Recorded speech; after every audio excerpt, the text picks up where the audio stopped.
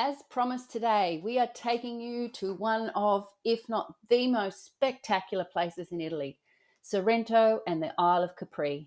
We are on days 4 and 5 of our small group tour from Rome to Amalfi with Intrepid Travel.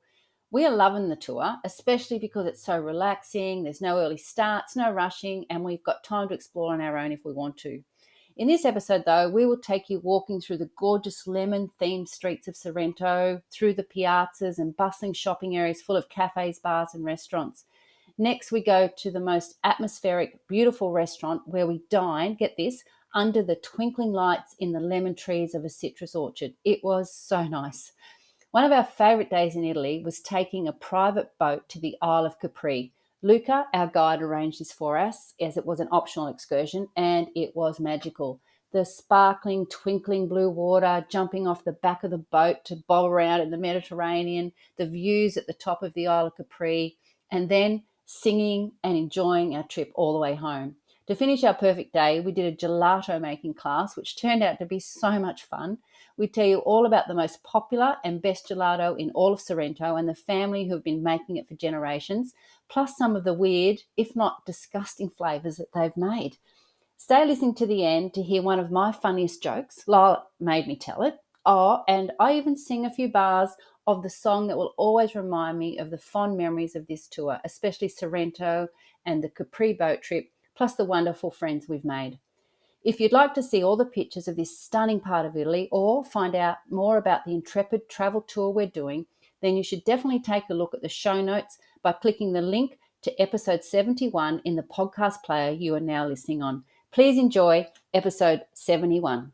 Cheers! And welcome to the Beach Travel Wine podcast. We are your hosts. I'm Leanne. And I'm Lyle, and this is the travel podcast for beach-loving, wine-drinking couples over 50. So if that sounds like you, grab yourself a drink, sit back, relax and listen as we go travelling the world, one wine at a time. Cheers. Good morning, Lyle. Buongiorno, Leonita. And welcome listeners to episode 71 of the Beach Travel Wine podcast. And today we are taking you to, as I said in the intro, one of the most beautiful places in all of Italy. Si or no? Totally agree. But before that, we are finishing off. Last episode, we talked all about Pompeii and Mount Vesuvius in episode 70.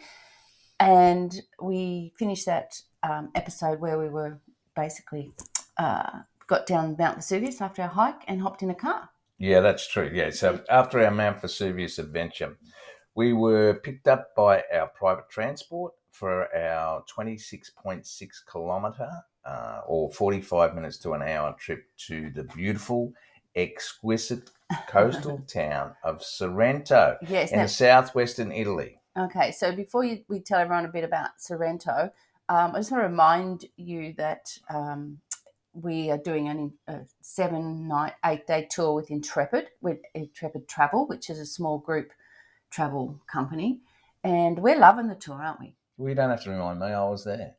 You as in... sorry. Yeah, okay. I think there might be someone listening. Okay, fair enough. Okay, yeah. Okay, so Sorrento faces the Bay of Naples on the Sorrentine Peninsula. Although the views along the narrow coastal roads are simply breathtaking, they are. Yes. You could also be forgiven for losing your breath because of the chaotic traffic. Yes. The roads are narrow. There's lots of tunnels and there's lots of traffic. Well, I guess when the roads were made, they weren't thinking of huge tourist buses and all the bigger vehicles that want to go along there. And then also the crazy drivers that want to overtake in places that shouldn't be allowed, and also motorbikes that just want to... Oh, yeah, sure. There's a bunch of motorbikes. And, yeah, that's a fair call. I mean, it really is a fair call. So, yeah, look, the Sorrento is just under 10 square kilometres in area. Its elevation is 15 metres or 160 feet. And the population is 16,600. So when you say 50 metres, I'm sure you're going to tell people about this, but you're basically on the edge of a cliff. Yeah, all the way. Yeah. So But you're right on the water. So Sorrento is perched atop cliffs Yes. that separate the town from the busy marina. Mm. Now, Sorrento is served by a ferry or hydrofoil from Naples or Capri, as well as boat services from the ports of the Bay of Naples and the Sorrentine Peninsula. So the waterway itself is super busy. Yeah, I wonder how long it takes to get from Naples. Probably should have checked that one out, but luckily we had a private vehicle because we're on our Intrepid travel tour. Yeah, sure. Now, do you want to know the history of Sorrento? Yes, it probably involves lemons. Probably not. Well, they arrive sometime. Yeah. So, give us a bit well, of I tell you what, I can tell you about lemons. Their native lemon is the Saint Teresa lemon. Well, look at you go. Well, we will. Yes, tell us a bit about the history, but I'm sure me and the listeners are keen to talk about how beautiful it is. Okay, the Roman name for Sorrento was Sorrentum. Sorrentum. In mythology, according to Greek historians, Sorrento was founded by Lipanus, son of Osanus, who was the king of Ossani, and the son of Ulysses and Circe. Now, Ulysses was a Greek king. Circe was a minor goddess whose party trick was if someone sort of annoyed her or pissed her off, she'd just turn them into an animal. So, it's a good party trick. Now, in the pre-Roman age, Sorrento was influenced by the Greek civilization. Okay. After the fall of the Western Roman Empire, it was ruled by the Ostrogoths, which were a Germanic people, and then returned to the Eastern Empire or the Byzantine Empire. Initially part of the Duchy of Naples, later Sorrento became, in turn, an autonomous duchy in the 9th century. A duchy is like a region, is it, or a? Well, it's basically run by a duke. Okay. I see. So basically, kingdom, a little kingdom. So okay. the king would sort of allocate an area to probably a supporting duke. Okay. So that's what that was. In 1558, Sorrento was sacked by elements of the Ottoman Navy as part of the struggle between the Turks and the Spain. Now, the Spain controlled the southern half of Italy at that time. In 1861, Sorrento was officially annexed to the new Kingdom of Italy. Well, there you go. So that's you'd want to claim it if you had the King of Italy. You'd be like, we want to have that area. Sure. Yeah. That's pretty nice. Yeah. Yeah. So that's basically the history. So you know, like all parts of Italy, you know, the Spains had there go, the French had there goes the Normans and everybody's. I don't know that a lot of people go to Sorrento for the historic buildings, although there are some there that we're going to talk about a little bit. But you obviously go for the beauty of it, the reputation, the Instagram photos, you know, all the above. Yeah. Oh, look, it is absolutely spectacular. It is, yeah. So we've been picked up. As I said, we're on our small group tour. There's 8 of us, and our guide Luca. Yes. And you know, we've told you about the tour before, but you know, Intrepid basically there, and you know, you've got to say we're now on, you know, day 4, so we get what their mission is. Good views. How's this for Sorrento? Good views, good friends, good times, in over 1,000 trips in 100 countries. So we certainly are having good views, good times, good friends. Yeah, look, it's so far it's been incredible. And that fact that we didn't have to drive that far to get to where we are, and then we arrived at lunchtime and we had the afternoon, didn't we? Yeah. Obviously, in an effort to mitigate problems with the traffic, our private transport could not drop us off at the door of the hotel. But there's sort of like a bus stop area that they all drop you off, but it's not that far. It was about 400 metres. Yeah. And a flat walk, so, you know, a few cobblestone streets, but still a pretty flat walk. So we were staying at the Hotel del Corso. Yeah. That's halfway between Piazza Tasso and the port of Sorrento. Porto Sorrento, yep, okay. Now, that is only a short walk to the Marina Piccola, which is basically the ferry area and also where all the boats are moored. Okay. It's a family-run hotel set on the second floor of an elegant 18th century property, which was once a noble residence. Yeah, and once again, that's what Intrepid do. They put you right in the centre of town in a locally owned business. And this was a great spot, wasn't it? Yeah, look, it was fabulous. Look, the rooms were spacious, Yep. with air conditioning, private bathrooms, and TV, and breakfast was included. The thing I liked about it most was the huge balcony. That and the bar that was associated with that. The bar, yeah. Look, just to give you a quick idea, I had a quick look on Booking.com. Their overall rating was 8.7. And the location was 9.8, which was well deserved. Yeah. And I actually had a quick look. It was about $700 a night to stay. So that's incredible. Well, it's good value when you. Well, I suppose it's where the location. Well, and it's sticking to what they say they're going to do is get you in town in a locally owned business, right? Yeah, sure. Okay, so as it was only lunchtime and we're already at our destination, this beautiful Sorrento, we're all keen to head out and have a quick walk around with Luca, really, him to give us some info, didn't he? Yeah. So, Luca pointed out the Marina Piccola and showed us Piccola, I think it is. Okay. Yeah, Marina Piccola, and showed us through what seemed like a tunnel dug into the rock in the 3rd century from the centre of Torino, where you can access the Marina Grande beach. He pointed out Via San Cesario, smaller shops, and a very cramped, condensed walkway that reminded me of actually the Centro Storico in Naples. Lots of souvenir shops, fashion boutiques, bars. We did it. Yeah, so once we arrived, Luca sort of took us out and just showed us the main parts because we had the afternoon free, didn't we? So we had a bit of a look around, and that's when we really discovered how high up we were up compared to the marina. Yes. Yeah. Look, he showed us.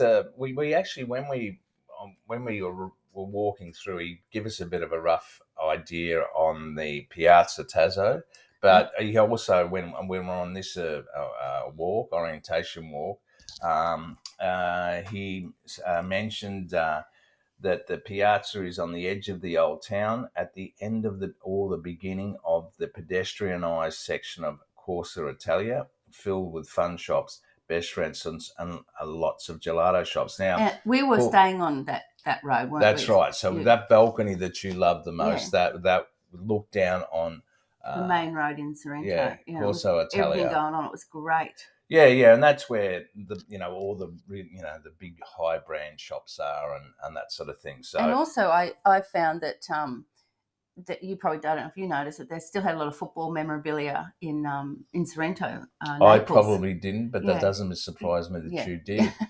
Okay. He also pointed out the Marina Piccola on foot from Piazza Tasso. Yes. Take the stairs down about 100 steps to the port. The marina consists of a pier with a wharf and a typical outer breakwater, closing a harbour within which are moored pleasure craft. Now we did go down to the marina. We're going to tell you about that a little bit later, but suffice to say, it's steep, and where you're looking from Piazza Tasso down the stairs, it's 50 meters high, and there's a road that comes in, and these big motorhomes can hardly do the big U-turn that you need to do, a horseshoe shaped road. It comes in and around, and I was watching them from up the top, and they were having to do like a 3-4 point turn to get their vehicles around that corner. Yeah, it was amazing. So yeah, it was. It's tight. It's definitely tight. Now, I haven't mentioned, but as everybody knows, if you've listened to podcasts before, we do have a web page that goes along with this episode with lots of photos, and I did go a bit overboard on the photos of Sorrento, and because it's so beautiful. That's beachtravelwine.com, episode 17. 21, where you'll see some of those pictures, and it's worth going to have a look. And I'll have a link to, obviously, the tour that we're doing with Intrepid, so you want to have a look at what's involved in that as well. Yeah, the beaches are a little bit different than the beaches in Australia. A little. Yeah, well, a lot. Yeah. Like nestled in a little bay between Marina Piccola and the Marina Grande, Bagni de Salvatore offers a lovely sunbathing and swimming platform. So there's platform. You see what they say there? It's not beach, it's platform. Platform, yeah. So you're not sitting on sand. You're either sitting on rocks or pebbles. Yeah. And the water's beautiful. Yeah, look, it is, but even in the water, you really are standing on pebbles all the way through. Yeah. But Leanne also, when we got there, she sort of said, "Well, where's the nudie beach?" Yeah, and because I say that every time. Yeah, she does. She does. So, and did you go and find it for me? I did. Sorrento's nudist beach, the Lasso di Lara, a quiet, lovely beach area on the Bay of Naples in the Capo de Sorrento coastal area. Right. It's about 10 minutes south of the Sorrento town square. Yeah. Okay. It's just a 10-minute taxi ride of about €15, but it is a private beach. Oh, well, good. And they wouldn't let us in. So it's a bit of a walk to get there, like most nudie beaches. But can you imagine, though, like it's hard enough to sit on the rocks and things with swimmers on. You know, imagine that. Yeah, I suppose you'd be like being toast, wouldn't you? Depends. But anyway, so that was totally irrelevant to what we were talking about. But I did see that in my research, and I thought, how can I slide that in? Yeah. And it didn't really work that well. But anyway, okay. So are we going to talk about Corsa Italia and we've done that, like with Corsa Italia is the main street, which is full of all the high-end shops. And one of the my favourites was a chocolate shop, which had these big fountains of chocolate coming down. You can see them in the windows, remember that? Oh, my gosh. And fashion and lemons. Yeah, well, we actually went to, if you remember, the smaller street that the Via San Cesareo. Yeah. And like as I said, it was reminded me of the narrow streets in Naples. And we actually, if you remember, we had a limoncello slushy. Yes, yeah. So that was delicious. Yeah, it was. It was really nice. It was really quite hot. So. So, we've had a bit of an orientation walk. We've seen where the marina is and the piazzas, and we, checked out sort of the main areas. And then it was time to head out for lunch, yes? Correcto. Lunchtime, yay. So, once again, like when you're traveling on one of these tours, you don't have to make any of the decisions, or you can. You don't have to go along to the lunches and things. It's always optional. But we all went along to this lovely little restaurant that Luca chose. Yeah. And it wasn't far from the hotel, maybe, a couple of 100 metres. No, Luca had booked the Il Leone Rosso for lunch. It's a mainly seafood menu, and the menu was spectacular. Seriously, obviously Sorrento being on the coast, obviously you're going to have seafood. And we were lucky enough to snag a nice big table outside. Yeah, and look, it was just fabulous. We worked up an appetite after our big hike in the morning and little walk around the city. We were all ready for lunch, wasn't it? Yeah, and it was finished off with a free limoncello shot, which is we're getting quite used to. And we then had free time, yeah? Yeah, that's exactly. Which is nice. So it's one of the the things we like about this small group tour is that you had 2 nights in places and you had a lot of free time. So people, as we said, we did a bit of an orientation walk, so we'd seen where everything was, and then everyone sort of went off in their own ways. Some people wanted to shop for souvenirs, some people wanted to go down to the marina, some people wanted to go and have a swim at the beach area. I think we went and did some wandering around the streets and found some nice little restaurants with amazing views, checked out some of the shops, which once I said, full of lemons, the chocolate shop, just wandering around, taking it all in, because it's just there's nothing like the shopping in Sorrento. I think it's my favourite little place to shop. Like just It had a real vibe about had it. a real vibe. Yeah, it was sort of almost, I don't know, like a bazaar sort of vibe, market vibe, yeah. But there are some historic buildings, and Luca did anyone who wanted would go with him and check out the church in Sorrento. And I think a couple of the girls did that, but we'd been in, this was our 8th week in Italy, and we'd seen a lot of churches, so we didn't do that. We did go down, walk past it, and there's a lot of old buildings and stuff that are just beautiful walking around town as well.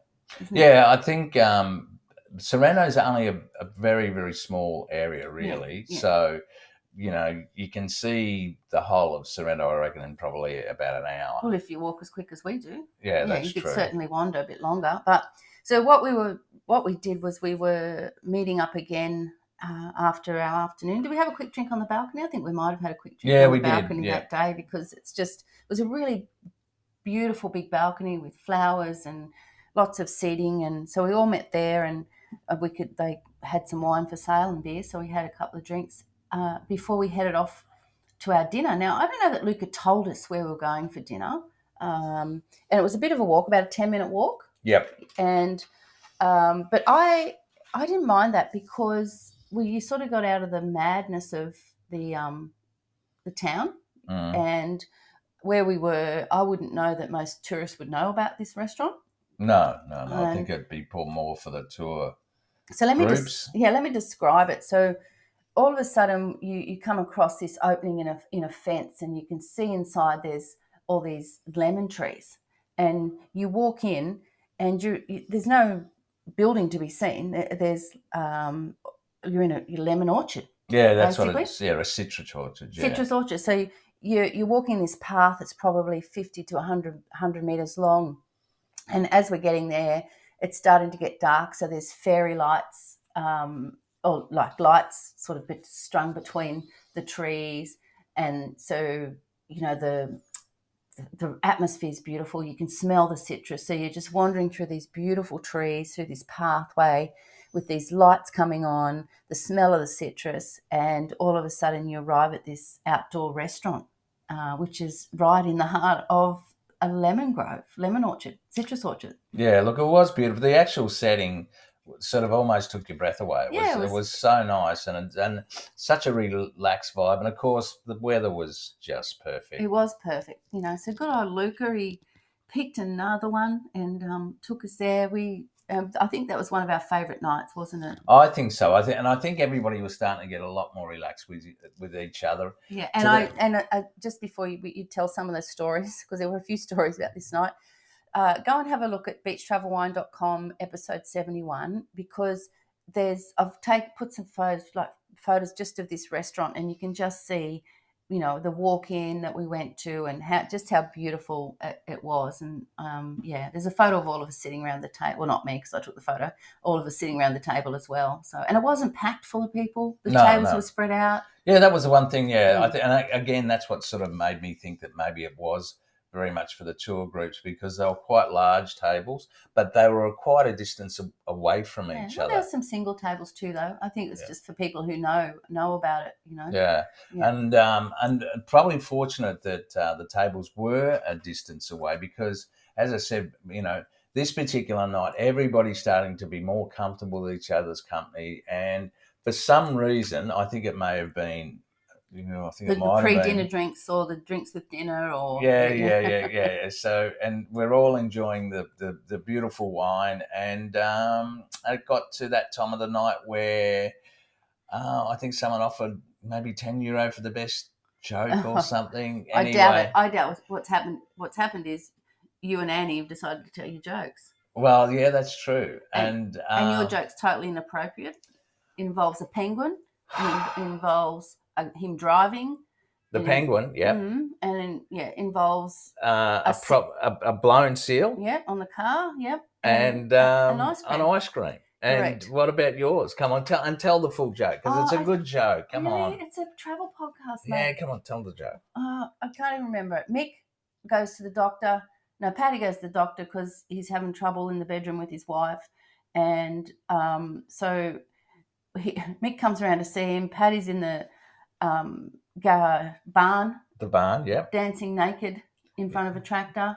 Mick says to him, "What are you doing, Paddy?" And Paddy said, "Well, I'm into the doctor and I'm having trouble in the bedroom with my wife." And he said I should do something sexy to a tractor. Really? I'm sorry, folks. I may edit that out so it doesn't make it. You won't. But anyway, everybody told a joke. Yeah. And Cassia told a joke. Annie told her mouth a joke. And people were laughing. We had the best night. It was a real bonding. It was great. Because we'd had a wonderful, wonderful, wonderful day. And we were pretty excited because the next day, oh my gosh, we were heading off to do something absolutely amazing. And just one last thing, at the end of the night we had another shot of limoncello. So can I just tell people what limoncello is? Sure then. Yeah, okay, so limoncello, yes, a traditional lemon liqueur that is made by infusing lemon peel into vodka. And the Sorrento's lemons are the St. Teresa lemons. You already said that. I did. And they're the native lemon. And seriously, it is absolutely beautiful. Yes, it is. But it's quite alcoholic. I think it's about 30% proof. So it's potent. Yes. Anyway, so we didn't want to drink too much because we had a big day the next day. See or not? See. Right, the start of day 5 of our fabulous tour with Intrepid Travel. We're just having the best time. We're up for a nice brekkie on the balcony. Correct. And overlooking the main street. It's just wonderful. And we're excited. Why are we excited? Because we're going to the Isle of Capri. Yeah. So on a boat. Yeah. So today is an optional free day, and you basically don't have to do anything that you don't want to do. But Luca had arranged, if we wanted to, we could take a almost private boat.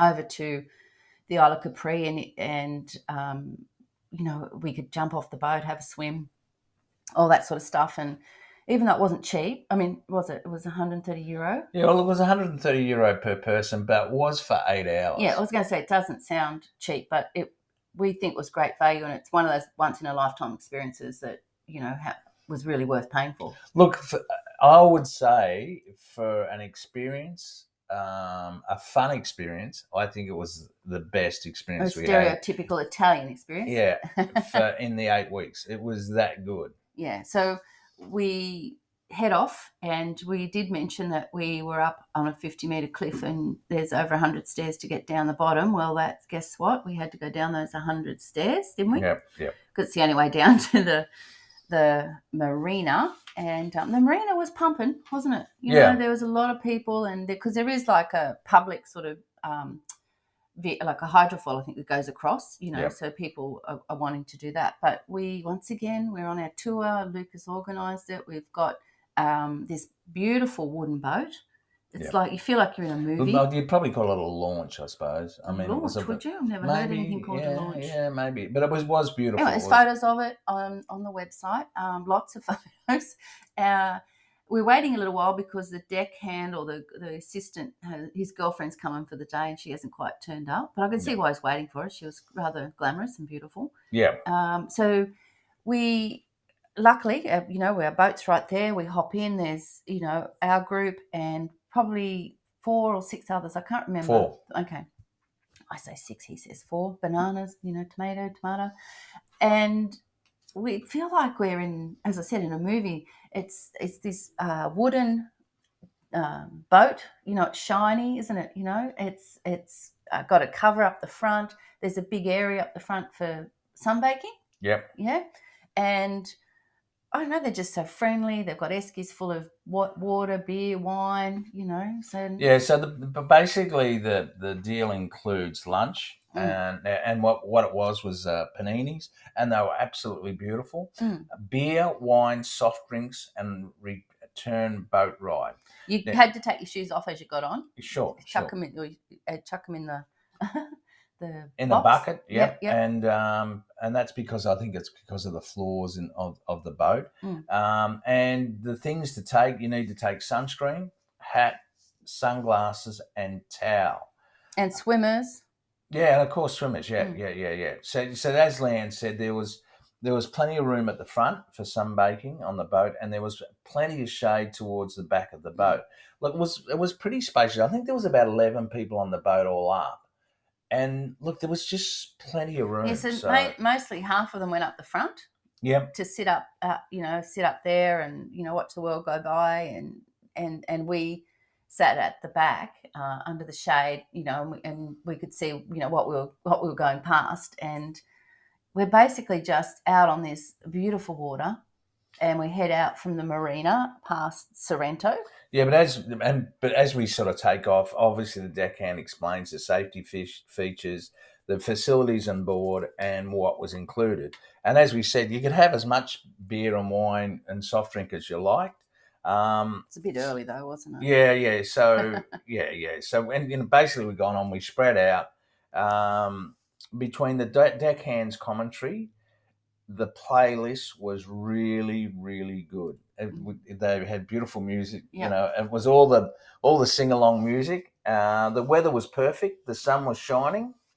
The Mediterranean was shimmering. The scenery was unbelievable, and the beer was cold, and the music was awesome. Oh, there's Lyle taking my job, being the describer now. Oh, I'm sorry. So let's talk about the day though, because it's a long day. Sure. So we head out from the marina, and as you go out, you've got Sorrento on your left, and so you can see the cliffs and the other sort of beach areas as you're going. You're sticking pretty close to the coastline. There's quite a lot of boats, and you're not going that fast, obviously, because it's quite like swelly, mayty, even though it's a nice you've got day. a lot of wake. Yes. But once you sort of get up around the sort of headland of Sorrento, it basically calms out a bit, and the speed picks up. And you're just sitting there. You got the wind in your hair. You've got as Lyle was saying, just the beautiful water. You're checking out the views. You can see some lots of other boats. Yachts. And then. Yeah, as you said, the playlist. I'm going to tell you a bit about the playlist because after lunch we had a bit of a fun time, and it's probably one of my most fondest memories of this whole trip. And every time I hear this one song, I think of this trip and some people on the board that we were singing with. So we're going to talk about that a bit later. So beautiful trip out. Did we stop on the way out before lunch? I don't think we did. Well, we were originally, because probably one of the really big highlights of the Capri, Capri Island tour is called the Grotto Azzurra. So the Blue Grotto. The Blue Grotto. Now, the Blue Grotto in the island of Capri is one of the 7 natural wonders of the world. Now, I wasn't sure about that, so I checked that information, and everywhere I checked, it is definitely one of the 7 natural wonders of the world. Inside the cave, the water is impossibly blue thanks to the light passing through, causing an ethereal effect. Now, ethereal means an extremely delicate and light in a way that seems not to be of this world. Now, I do have some photos that I got from someone else to put in the web page, because we, unfortunately, the weather, the seas conditions weren't. Look, I think you've got to be aware. I think you've got to be aware, and we've got to be straight down the line here. You're going to be very, very lucky to be able to go in there. 30% of the time. Yeah, okay. I think that's what Luca told us. Yeah. Because you've got, depends on how the sea is, how rough it is, and also depends on when the tide's in and out. So just to give you an idea how this works, there is a hole at the bottom of the cave about 9 meters wide, directly below the entrance to the grotto. The hole filters sunlight from outside of the cave and combines the entrance light to illuminate the sea waters, which gives it a glowing effect. The cave extends some 50 meters into the cliff at the surface, and listen to this, and is about 150 meters or 490 feet deep with a sandy bottom. So it's just a combination of the sand, I suppose, the color of the sand, both the entries of the light.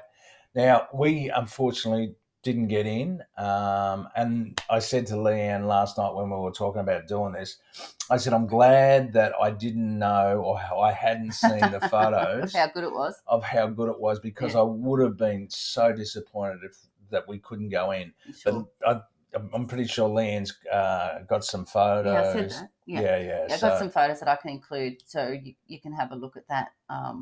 So they did take us to show us where the entrance was, and you could probably see about a metre of that 9 metres. So there's no way you were going in.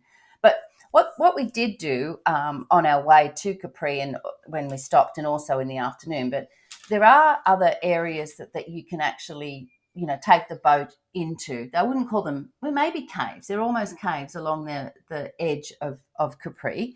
And the little grottos. Yeah, grotto, yeah. But you can actually, like stay on your big boat and you go in and around and you follow other boats. And I've got some amazing photos because this is the place where you see those photos of the boats and they look like they're floating on nothing.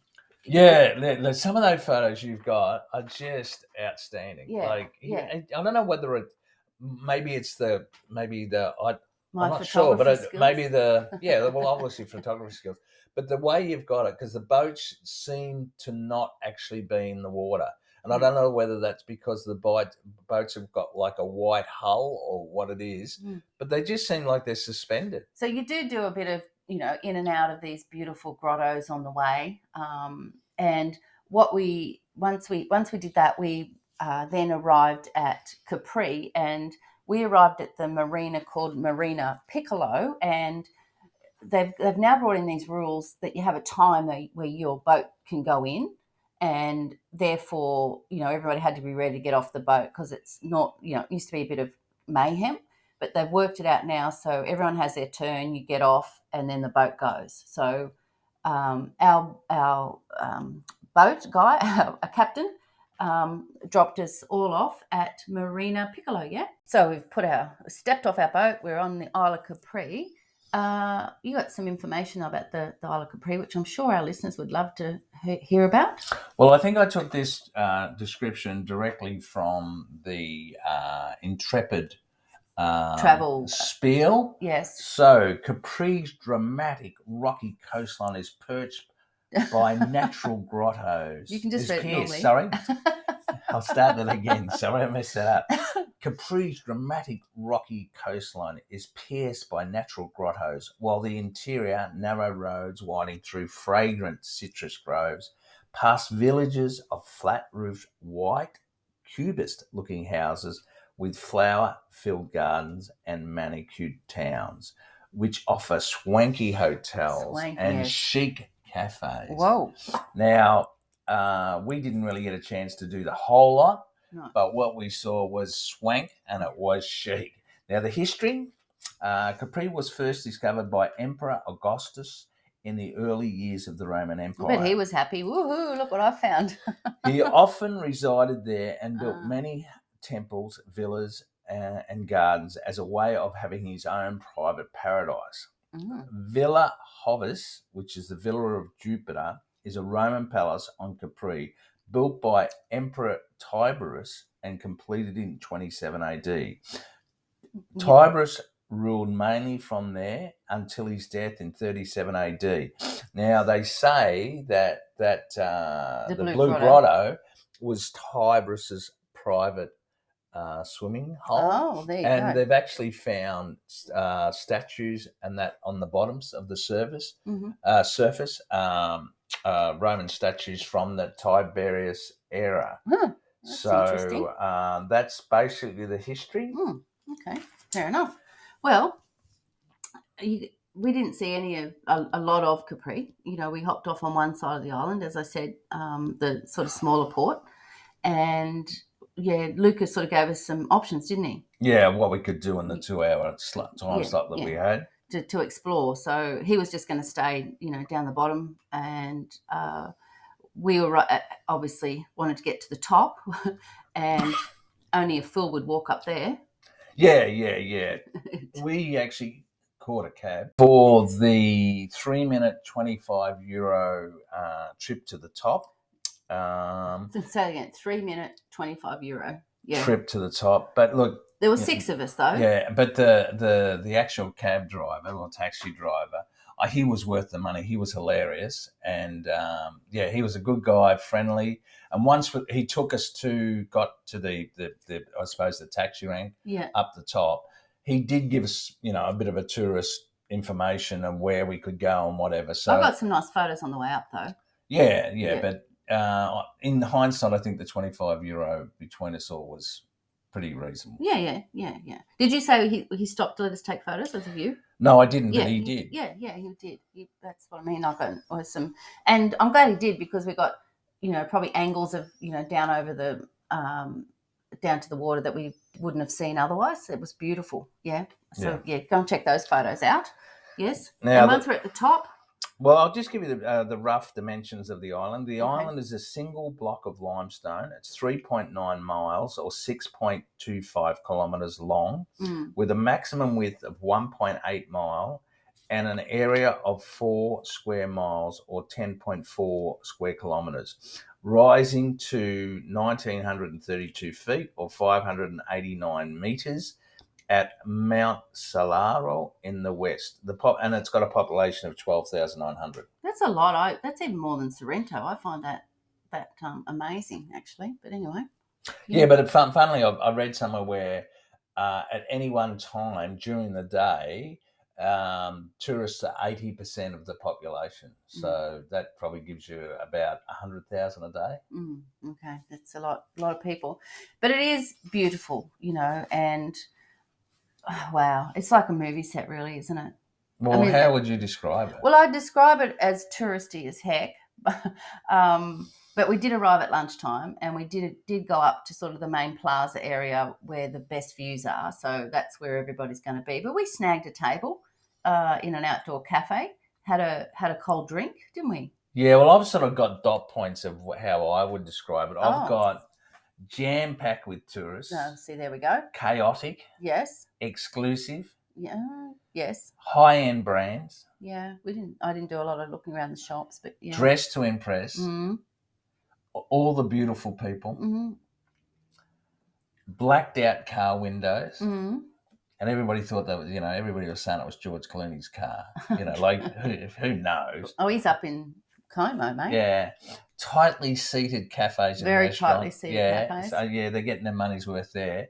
And I've got movie set views. Yeah, because there are movie sets. So where we were, there was like a beautiful sort of piazza area where we sat in a tightly squeezed cafe, had a drink. The name of that piazza is the Piazza Umberto Primo. So Umberto the first. But we had our lunch with us, so we didn't need to buy lunch. And remember, we found like some stairs up to a church, and we sat there sort of away from the crowds, just overlooking the beautiful views, eating our lovely panini that was prepared by the the company that we went with, the boat people. Yeah, it was great. So we enjoyed that. We got some nice photos. You and me and our friends Anne and Wayne got some pickies, and the girls went for a bit of a walk to find the gardens, have a bit more of a look around. Once again, 2 hours free time. I think Anne and Wayne wanted to stay up a bit longer, and they were going to walk down. Yeah, that's right. That's right. I just remembered that story. And they got lost. Yeah, so we went down the wrong road. I know. So they nearly took the whole hour that they had left trying to find their way back, and they were hot and bothered and not happy. I think you're being a bit unkind. Maybe, but anyway, I can say it because they're friends of ours, and I'm not making fun of them. No, you're not. But we got a taxi back down, didn't we? Yeah, we paid another €25. So we went back down to the water because we wanted to have a swim. Yes. Just one of the things that from the views, you do see all the super yachts. Yeah. And they're all from the rich and famous. Like.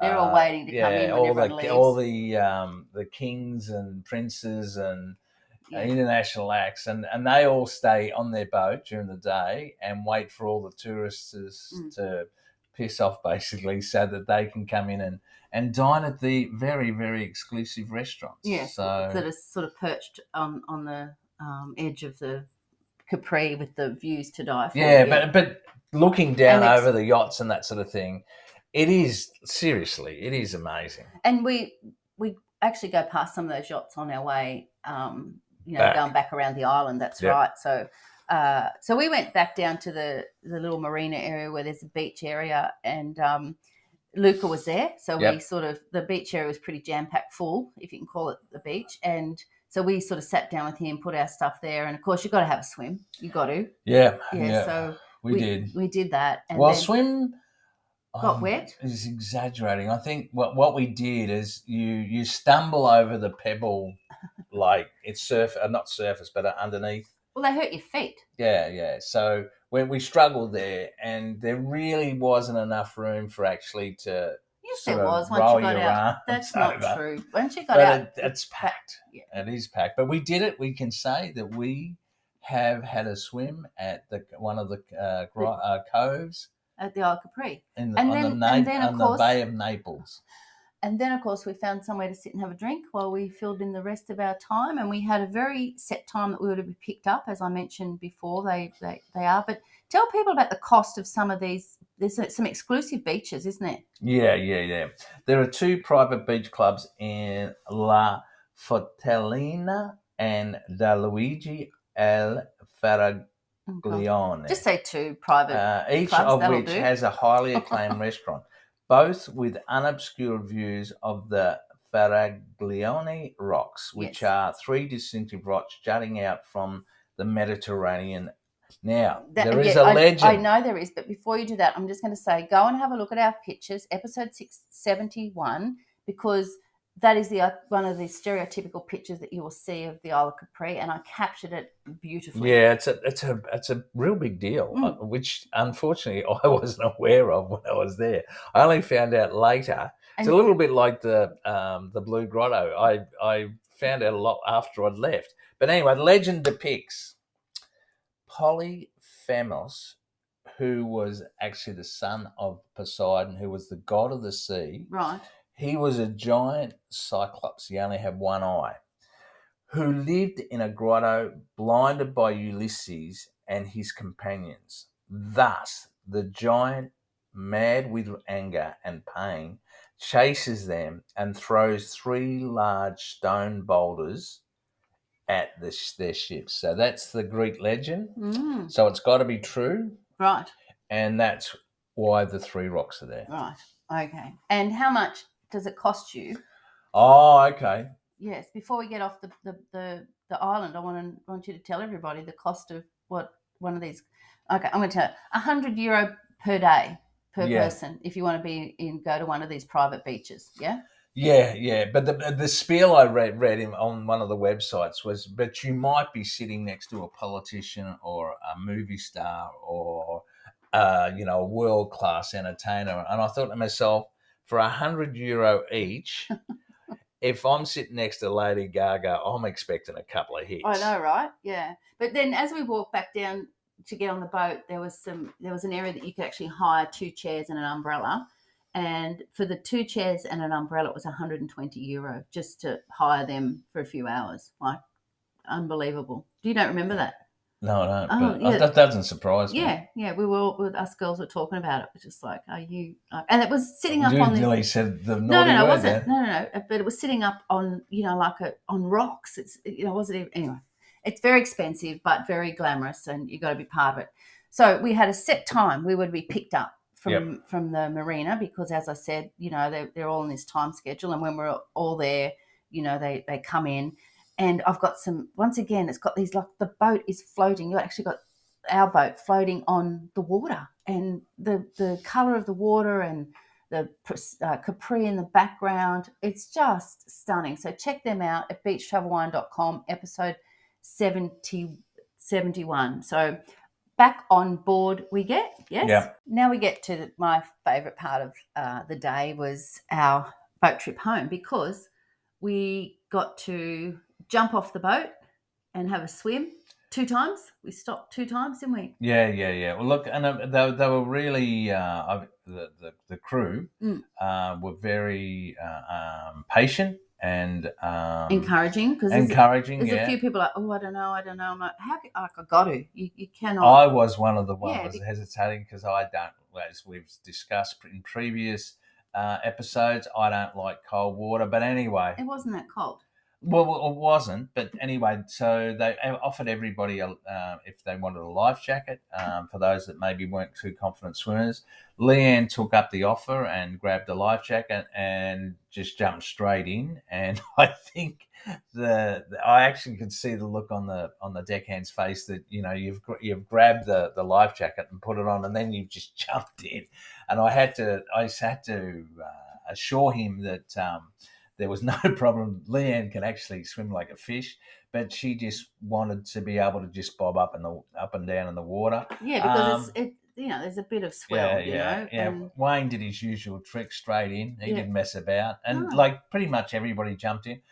I submitted and jumped in. It was cool, but look, I've got a photo to prove it. Yeah, but you're in the Mediterranean, you're off Capri. I can tell everybody I've done it, so it's more of a bit of a gloating thing for me than actually the swim. And it was because the water's so blue, and it just shimmers, and it was just and we had the chance to do that twice, so it was special. I'm going to do it, both times, loved it, and then as we're doing this, we're sort of pulling into these little coves where the rock formations, looking up at the cliff faces are just incredible. And that blue watercolor, and then you go through this one. I think it was one of those rocks that your mate Cyclops threw in the water. I'm not sure, with a big arch in the middle. Go and check out the photos of this. I had no idea. You actually go through this massive arch. Remember? Yeah, natural arch. Natural arch. And then, so I've got photos after we've been through. So I couldn't believe how big it was. And it's just in the middle of the water. It's not attached to the land. Yeah. Hey. Yeah. Look, and I think. As I think the deckhand did tell us that as you go through it, you should, have a romantic kiss with your partner. Oh, did he? Yeah, I don't think we did, and I'm not sure what the myth was all about. But it was great. Like you. So then it was time for me to have a cold beer. I'm like, bugger this. We've had a big day. And the beers were so cold. It was so cold. And then I had, we would decide we're going to have a bit of a sing-along, and for some reason the song I sort of enjoyed, it was in my head through this trip, was a song called Flowers by Miley Cyrus, and Christy and Mandy just happened to love that song too, and the deckhand heard us singing it, and he asked what song it was, and he just played it on repeat, I don't know, maybe 4 or 5 times. And look, and I think that you three girls thoroughly enjoyed it. Give everybody else probably on the boat the shits, because yes, you did. He was a lovely guy, and he did put it on repeat, and it was great. But eventually, half of them were up the front and couldn't hear anyway. How's the song go? Go bite your bum. Come on, give us a little bit. No, because I tell you what, girls, if you're listening, Leanne still drives me crazy singing that song. I reckon maybe once every flowers. Yeah. Write my name in the sand. Yeah. Talk to myself for hours about things you don't understand. Yeah, see, so and there my favourite part, don't stop me. Go on, sorry. I can take myself dancing. Now, Leanne normally's favourite singer is Jimmy Barnes. I got to tell you, it's nothing like that. It's just a catchy song, and I loved it. It is a catchy commercial song. And I will always song. treasure that song. Every time I hear it, I will think of our fellow travellers, Christy and Mandy and Anne and Wayne and Cassia and Lynn and also Luca. I will bring back wonderful memories forevermore, that song. You've forgotten someone. Anyway, look, it was a highlight for me of our Italian trip. Yeah. The Capri trip was worth every single absolutely fabulous. And because it was funny. I was actually while the girls were singing, I was just sitting there and I was just relaxed, and I was just contemplating. Damn, how lucky I've been to be able to do this. Have a wife that can sing so well. That actually wasn't the first thing I thought of. It may not have even been the second. But how lucky I am to be doing what I'm doing with Leonita and the rest of the crew. Seriously, it was fabulous. Yeah, it was. And we would probably not have done that had we not been on this Intrepid tour. Probably not. No. So I'm so glad that that was part of it. All right, it's sad to leave that behind, but, back we go to Sorrento. See, And look, after a big day, we knew that we had a gelato making lesson coming up. And to be honest, I nearly gave it the flick. I'm like, we don't have to go. Oh, I'm going to be so tired. But I just thought, oh, why not? Like it's on the way to dinner. Luca's organised it. It's part of our tour. Everyone else is going. It'll be a nice chance to have some gelato. So off we go. And guess what? it was fantastic. It was another highlight, and probably for two reasons. The guy who taught the lesson was fabulous, and he owned one of the best gelato shops in all of Sorrento. And he spends a lot of time in Australia, so he knew our sense of humour. And Well, his wife's Australian, right. And the other thing is, Lyle got to star, didn't you? You got to get the sorbet or gelato out of the yeah, and I nearly messed up. You did. He was so nervous. You have to check out the photos. He was so nervous. But I tell you what you were talking about this. So it was Mario who's the owner of the shop. Now, this is my description of Mario. So I thought it was David. No, that's the name of the shop, but I'll give you the history, which will explain that. Because I got a bit Everything's confused. got history, even the gelato shop. Even the gelato shop, yeah, okay. And when you listen to this history, you're going to be blown away. Okay. I described Mario. The passion for gelato was passed down through. Oh no, here it is. What have I got? Mario. I've got this one, I think. Yeah. Yeah, Mario's natural charisma. Yes. Welcoming smile, and deep passion for his craftsmanship guarantees an exceptional experience. Right. Did you write that yourself? I did. Oh, okay. I did. I was blown away. Now, I'll give you the history. It all began around 1930 when Mario Gagliol, I can't say here, I'll just call it Mario because I can't pronounce his surname. The older Mario. Great-grandfather, compelled to leave Sorrento during World War II, started the family's first dairy in Frosinone, yeah. Yep. Returning to Sorrento with his family, Mario's grandfather, Augusto Davide, so that's where they get the David, followed his father's footsteps until 1956, when in 1957, the Davide family opened their first traditional gelateria in Sorrento. The passion for gelato was then passed down through Mrs. Maria Davide, Mario's mother, to the present day, continuing the family's tradition. Okay, so it's Gelarita Davide is what it's called, and that's the surname. Yeah. Now, during the demonstration, Mario shares some of the secrets of creating the perfect gelato. Participants learn the stages of preparation and the importance of quality ingredients. Right. So what we do was, you go there and he has all the ingredients ready for you, and someone has to volunteer to measure stuff, and that the syrup into Lynn did that, and the whole time he's telling stories of making gelato and the flavors and how much they make, and and then all of a sudden it's in the machine and it's doing its thing. And probably within half an hour, we've got this big tray of lemon gelato. Yeah. And Lyle got it out of the machine. It was fun. And as you said, David was charismatic. Not David, sorry.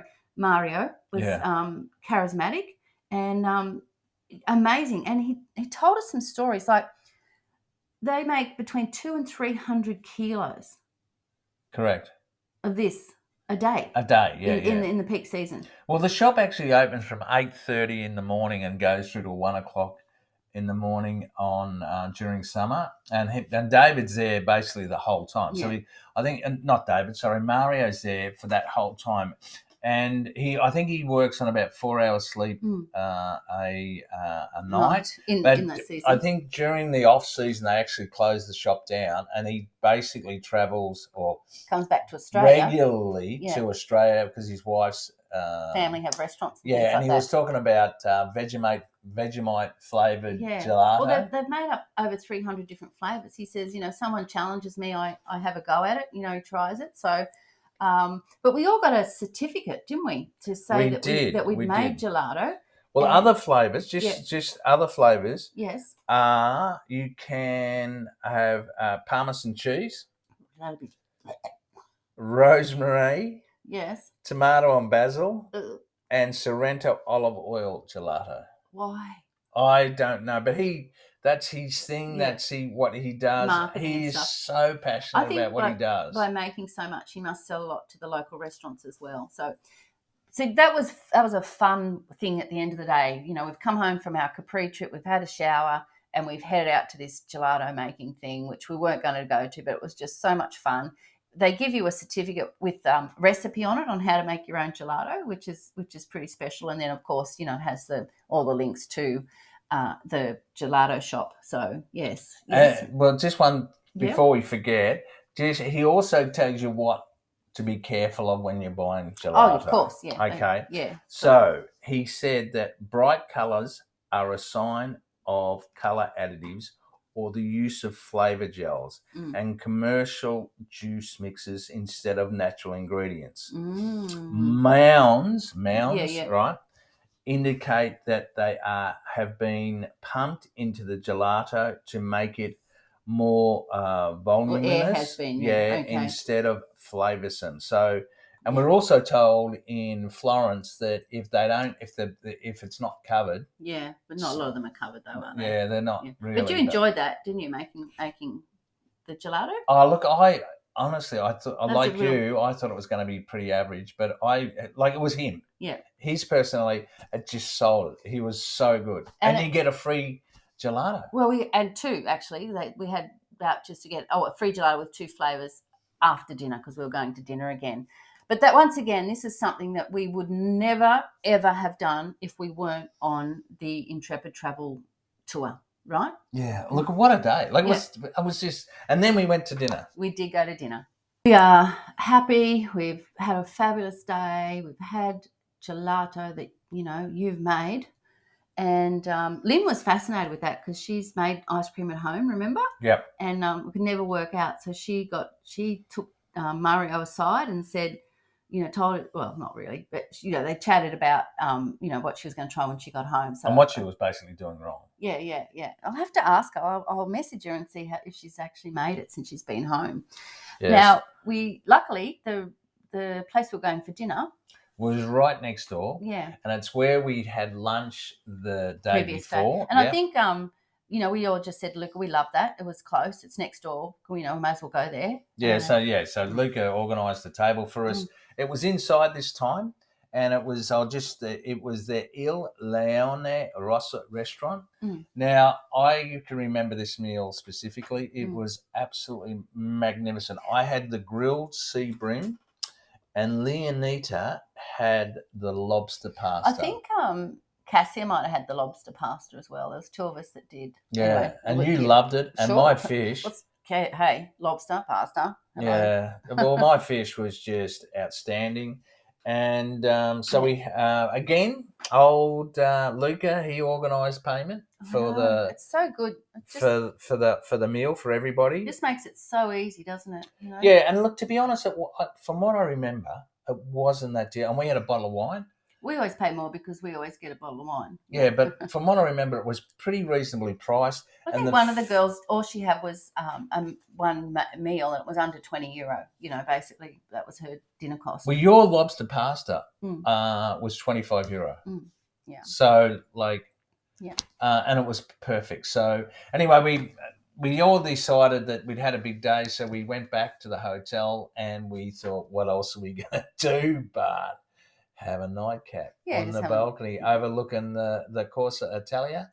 And the streets were still really busy. It was probably early to some extent, but, we were all buggered basically. Yeah, we'd had a great day. So we all just sat and chatted about our perfect day in Sorrento and at the Isle of Capri, yeah? Oh, yeah, I think you girls decided you were going to sing at one stage, but I think there was a noise limit on. Was that when we got asked to turn the music off and other people turned up? Was that something? I think that's what it was. I can buy myself flowers. Never going to forget that. So, what a wonderful experience, though. Hey? Yeah. It was That was one of my best days for just having fun. Yeah. In the whole of the 8 weeks we were there. Yeah. However, you didn't really like walking back up those stairs from the marina. I was. You're a bit. It is a long walk. Cranky. Yep. Was the word. Yeah. Yep. I was just. Yeah. I just thought. But anyway, it was a small price to pay. Yeah, it was a small price to pay. So that's basically our days, 4 and 5 of our Intrepid Travel small group tour from Rome to Amalfi. And our next episode, we will be actually going to Amalfi. Yeah, for our last 2 nights. Yes, bit sad. Going through it again and then finishing it all again. Yeah, but we did play up again. In Amalfi, that's a big story there. But anyway, that's for another podcast. Yeah, lots of stories coming up. So, but before we go, let me ask you your favourite place to have a glass of wine. I'm going. In Sorrento? Yeah. And Capri? Oh God, everywhere. Yeah. Just everywhere. It's funny, I was thinking about it. I'm probably thinking about, and it wasn't actually a glass of wine. It was having a really cold beer on a way back from Capri on the boat, and just while you girls were having so much fun singing that, what's her name, Miley Cyrus's song. I was just sitting there thinking, how good is this? Yes, and mine. Like the balcony, maybe, but I think at the restaurant, the Limonella. Yeah, restaurant. Yeah, I thought about that too, because that was a really fun night. Like everybody was so much more comfortable with each other. Where else are you going to sit in a lemon orchard and have dinner? But Sorrento. Yeah, and tell dirty jokes. Yeah, in Sorrento. So, but go to before we say goodbye, go and check beachtravelwine.com. Go to the podcast tab, episode 71, which is where you'll see all the photos. We've got photos of the Sorrento streets, the main area, photos of our boat trip, photos of Capri, the Blue Grotto, the Lemon Restaurant, photos of the gelato making, and a couple of photos of our group, doing some stuff. I'll put some photos of us there. And also there's an interactive map, so I'll be putting the restaurants we talked about and where we stayed, and like the places that the gelato shop, they'll all be marked on the map, and you can click on that and find out more about them and see exactly where they are in Sorrento. So until next time, it's goodbye from me. Arrivederci.